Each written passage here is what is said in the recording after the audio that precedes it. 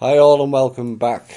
Right, let's get into the sub-intel, which is hints, indicative, all stuff we've reported on in the past, and further evidence has come forward. And we're going to start in India first, and it's an attempt to land a robotic spacecraft, which they said, near the moon's south pole on Saturday appeared to end in failure. Now, the initial part of the descent went smoothly, but less than 2 miles above the surface, the trajectory diverged from the planned path, and the mission control room fell silent as communications from the lander were lost. They thought it had landed, and then it was later announced that the spacecraft was operating as expected until an altitude of 1.3 miles. All I can and will say on that matter is, oops. Just like the rogue Israeli one last time, it went kaboom. Next piece, which we've warned of extensively, and here's another confirmation. The shadowy partnership between Amazon's smart doorbell company and hundreds of police departments across America has fueled paranoia and pushed the country closer to an Orwellian surveillance state, according to Redacted Tonight reports. Amazon's Ring has given 400 US police departments access to its customers' home surveillance footage. I told you this is what they were doing, raising serious privacy concerns, particularly because many clients have reportedly never consented to participate in a program. And the correspondent of Redacted Tonight, Natalie McGill, argues the company feeds on paranoia and prejudice, leading to a spike in reports to police that turn out to be false alarms. Neighbours are now encouraged to upload footage and chat about suspicious-looking people. McGill said, adding, and by suspicious-looking people, I just mean minorities minding their own effing business. There you go. More proof of Amazon and their skullduggery and their involvement in everything is indicative of what I stated in the Clowns in Panic show, the World Hub. And they must be stopped for us to have a future. They are the network. Benjamin Netanyahu this week decided to distance himself from his son Yair's tweets about assassinated Prime Minister Yitzhak Rabin, which accused him of murdering Holocaust survivors and causing the death of 2,000 Israelis. Now, the Israeli Prime Minister said in a statement he doesn't agree with his son's statements, writing that Yair's positions are his alone. Yeah, right. The son had claimed Rabin murdered Holocaust survivors on the Altalena, referring to a 1948 incident of fighting between the newly formed IDF, of which Rabin was a commander, and a Jewish militia group called the Irgun. Now, the incident involved the IDF shooting at the Altalena ship that had been carrying arms and recruits from Europe, but had offloaded its passengers before fighting began. And he also said that the former Labour Party Prime Minister caused the deaths of 2,000 Israelis when he brought up Palestinian leader Yasser Arafat and tens of thousands of terrorists back from Tunisia, where they were based before peace talks began ahead of signing of the Oslo Accords in 1993. Now, as for Mr. Netanyahu, he has long been accused of inciting violence against Rabin before he was killed by an alleged right-wing extremist. We all know how that works. As for Mr. Rabin, Here's a name from the past, from the alt media, that hasn't been heard in a while.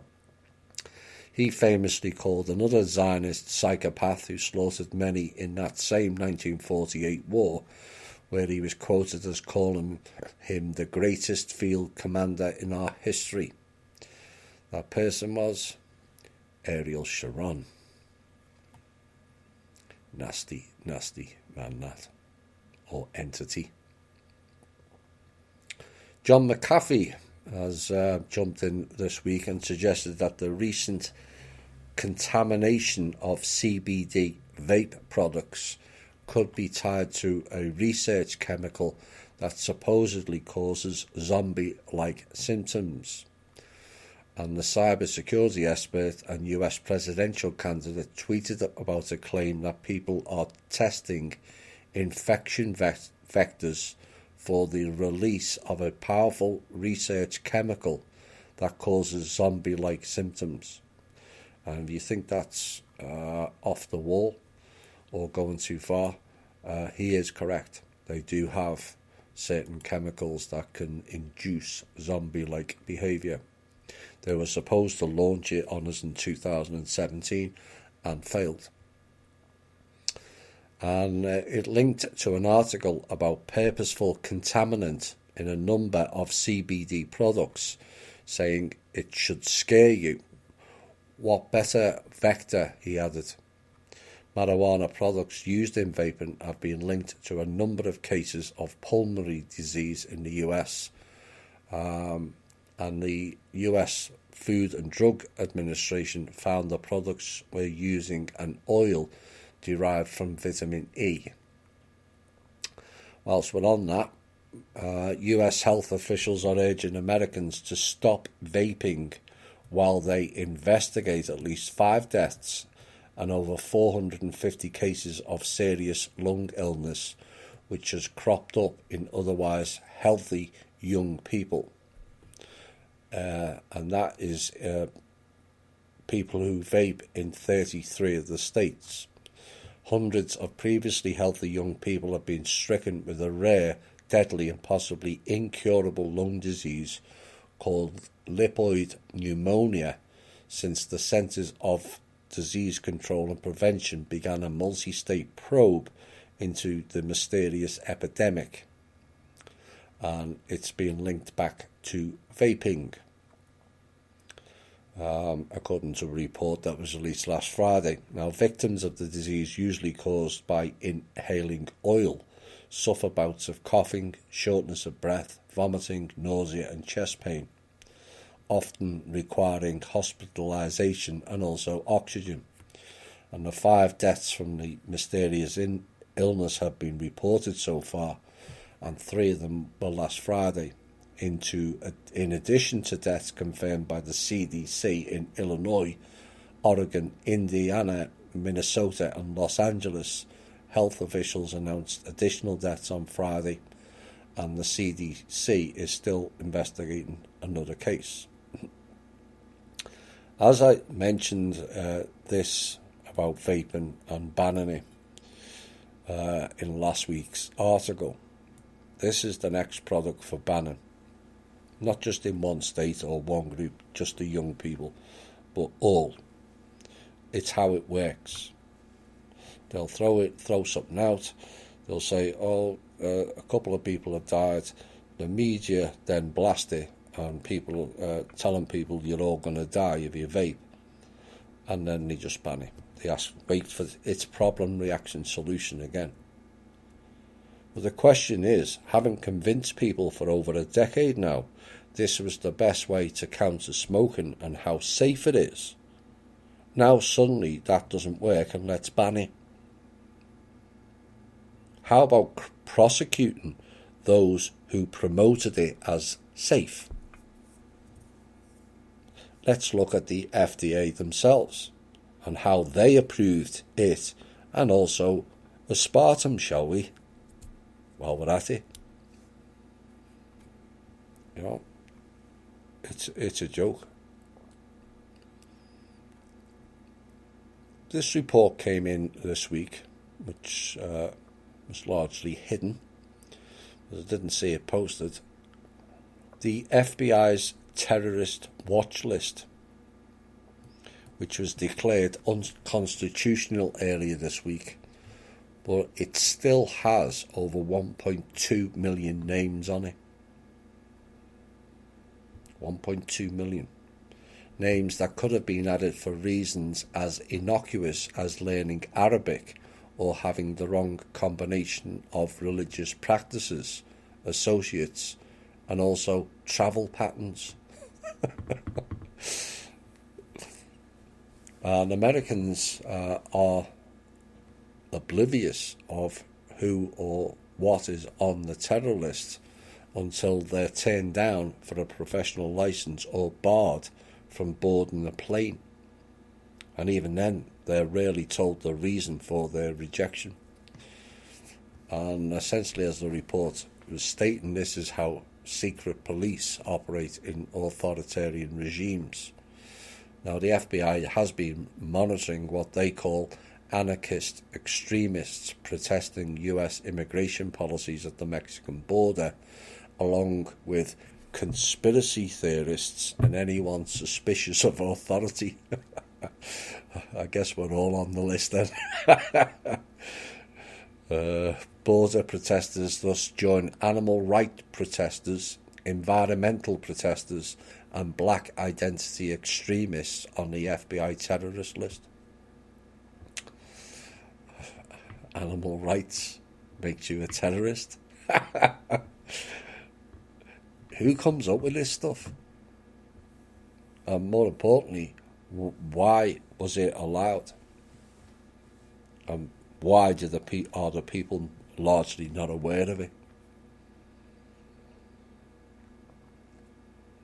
So those people are eligible for special surveillance for nothing more than their beliefs. Extremists on both left and right are increasingly discussed as terrorists by the FBI and other law enforcement. And yet back in 2010, the agency was reprimanded by its own Inspector General for classifying non-violent acts of civil disobedience as acts of terrorism. Appears little has changed in the intervening 9 years. This is next piece is extraordinary in so many ways, and has covered a few things that I've mentioned in Sub-Intel and also some of the must-listen-to shows. But the BBC ran an extraordinary story that had more flip-flopping and contradictory statements in it than Listen to Drake each week. They ran an article this week that blamed the CIA for 9/11 and used all sorts of words like homogeneity, perspective blindness, and homophily, whatever that means. And the investigator was using statistics of racial profiling to fulfill a story, not from this decade or even this century, but racial profile statistics from 1964. You can't make this up, stating that most of the CIA back then was all white. Oh dear.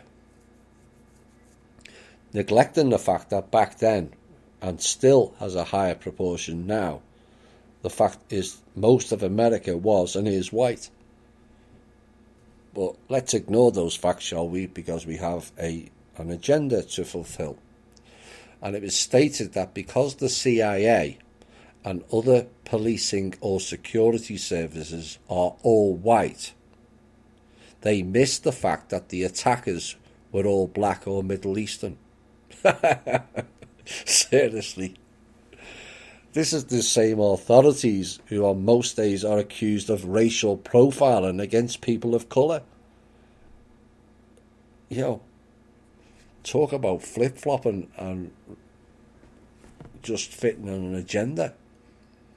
What the article also failed to state is, despite the CIA being all white, as they say, and using statistics from 37 years before the event that they blamed the CIA on, They failed to mention that Osama bin Laden, who despite being non-white, as being on the payroll of the same said agency, Tim Osman. I keep bringing this up because these type of agenda-driven stories must be highlighted of what the system is trying to create here. And it's not because I'm labelled as white. Reality is I'm more olive and Mediterranean looking than white. But that's by the by. If this was all a valid issue, and whites are a problem area of society as portrayed by the media across the Western nations, the question remains as to why the same media don't report a lack of white people employed in what you would class as the people's services role, likes of government, police, intelligence, heads of state, etc. Why are they not highlighting the lack of whites in those jobs in, say, China, India, the Middle East, Central or South America, or most of Africa? If we're promoting equality, why is it so highly questioned in America of racial equality, or inequality, as the case may be? And if we're talking about racial inequality, why does the same media not ask why so many Zionist and Israel-oriented people are employed in high-profile jobs in America, or even the BBC themselves, actually?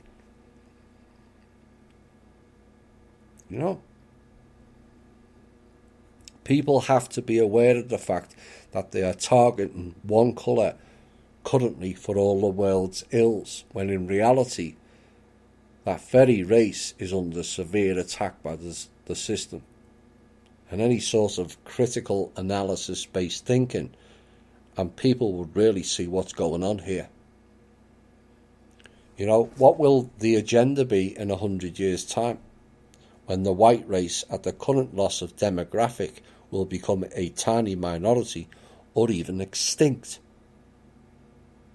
Who will be the next for racial profiling and targeting? And if people think the loss of white demographic is alarmist, BS, or some potential future event, the answer is no, it's not. It is the past. As the white demographic has gone from 30+% down to 12% in under the last 100 years. But the BBC and their hypocrisy on their reporting didn't end there. They ran another story.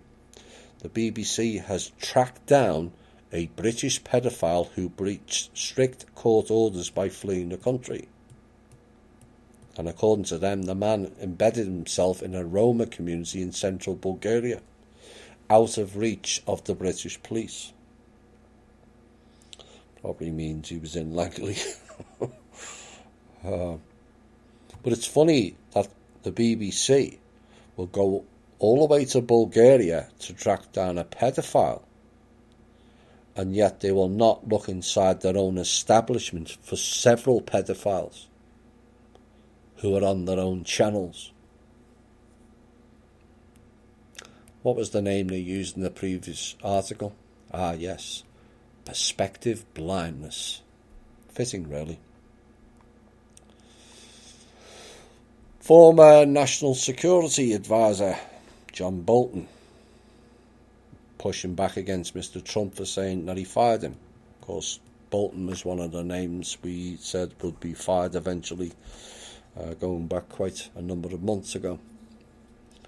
Mr. Bolton instead claiming that he offered his resignation. Fine. Resignation is spelled F-I-R-E-D, as we all know. So Trump made the announcement on Tuesday morning, tweeting that he asked John for his resignation, saying they disagreed strongly. But Bolton is rejecting the idea and the president's claims. How his temporary replacement, Charles Kupperman, not born in this time, but born to, You guessed it. But, and it is a but at this stage, publicly removing another one of the Neo-Hawk Old Guard is a good move, as long as it's not replaced by another whose sole attempt is to lie to the president that this, that and any other country is a threat to America. For the most part, they're not. You know, America's biggest threat is from within. Russia, China, Iran, North Korea, they're all boogeymen. Look over there. The problem is within. And these groups within are siphoning vast sums of our funds into their pockets, and a collective populace content with drama politics and brainwashed by a media who are also working for a rogue organisation. Final piece of sub-intel. This doesn't surprise me in the slightest. It just wonders where humanity's going these days. The levels of evil and poor practices boggles the mind. But the leaders of a California-based church have been accused of imprisoning homeless people, forcing them to beg all day and taking the money.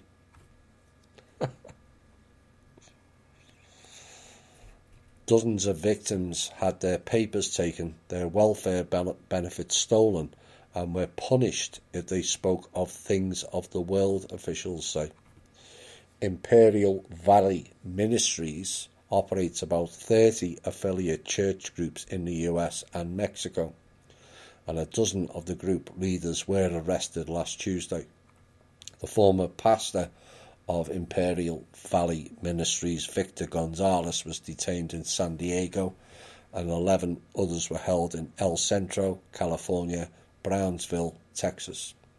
The defendants are facing charges of conspiracy, forced labour, document servitude, and also benefits fraud. No chance of the so-called fraud fighters group in California going after these type of people, is there? But will people still go to these churches is the big question. Probably, and therein lies the problem, does it not? By turning up to these ministries, you're not only part of the problem, but complicit in their actions. You are condoning it. You know, if you must pray to whatever God you choose, do it at home. Why do you need to go to a church?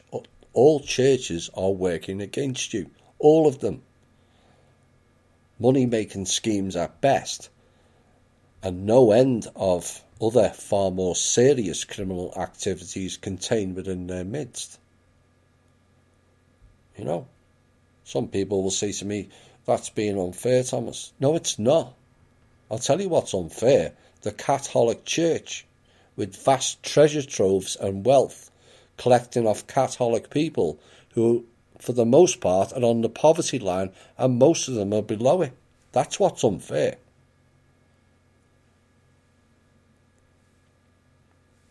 And people are paying heavily to seek some sort of solace or connect externally for a God they have zero proof exists. And whether he exists or not, there is proof of the fact. What has he done for the people of this planet? Or the other beings within this planet either. And yet, many believe in him. There is no him or she. It's it.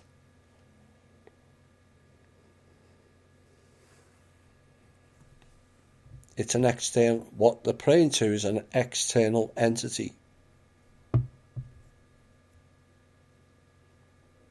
And the ridiculous concept of you will only find it if some human builds a building and calls it a church.